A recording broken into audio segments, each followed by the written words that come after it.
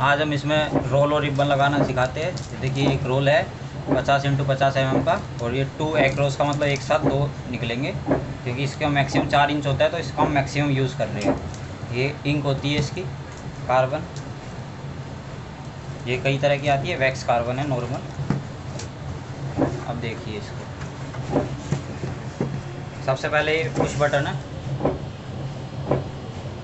ये देखिए यहाँ पे पुश लिखा है, इसको दबाना है, ये ओपन हो जाएगा। अब इसके बाद हमें पहले लगाना है लेबल। हम इसको पैकिंग को फाड़ लेंगे। अब ये देखिए इसकी स्टिक, इसमें से ये वाली स्टिक लगेगी इसमें लेबल में, ये 2 है रिबन की। ये ऑप्शनल है, जब छोटा लेबल होता है उसको सपोर्ट करने के लिए होती है, इसकी हमें ज़रूरत नहीं पड़ेगी।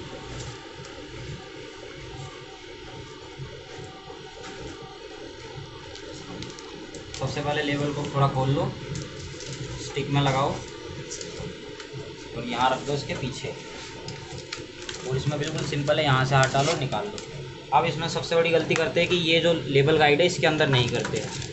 ये लेबल गाइड यहाँ से छोटी बड़ी होती है, अगर छोटा, ये देखिए ये छोटी हो रही है, अगर छोटा लेबल है तो ये छोटे में सेट करनी है, और ये बड़ा है तो इसको ऐसे, इसको रोटेट करना है, ये बड़ी होगी। और ये दोनों इसके नीचे ऐसे होने चाहिए, और ये ना लूज़ होनी चाहिए ना टाइट, लेबल अंदर बाहर आराम से होना चाहिए। फिर इसको यहाँ से बंद कर देना है। शुरुआत में हमेशा 1-2 लेबल बाहर रखने हैं। बंद करके ये देखिए स्लॉट, यहाँ स्लॉट बना हुआ है, इसको यहाँ रख देना है, इसमें फंसा। ये आपका लेबल लग चुका है। अब लेबल में कुछ नहीं करना। अब रिबन के बारे में देखते हैं। कोई भी आप रिबन नहीं लगाते हो इस टाइप के प्रिंटर में, तो उसकी पैकिंग खोल लेनी है।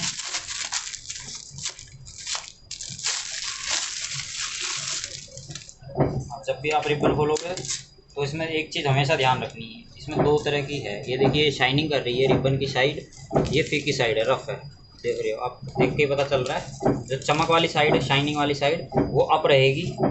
ये यहाँ लगेगा रिबन, ये देखिए डायग्राम।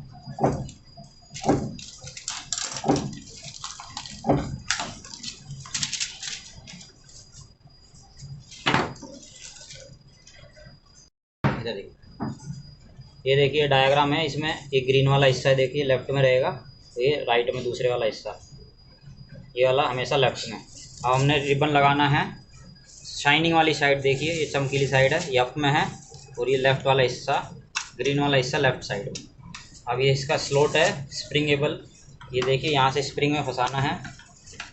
इसमें गलती करते हैं कि ऐसे ही अटका के छोड़ देते हैं, जब तक ये पूरा लॉक नहीं होगा तब तक ये लगता नहीं है। कई बार इसको ऐसे अटकाया और छोड़ दिया और ये गिरता है, फिर इससे प्रिंटिंग नहीं होती है।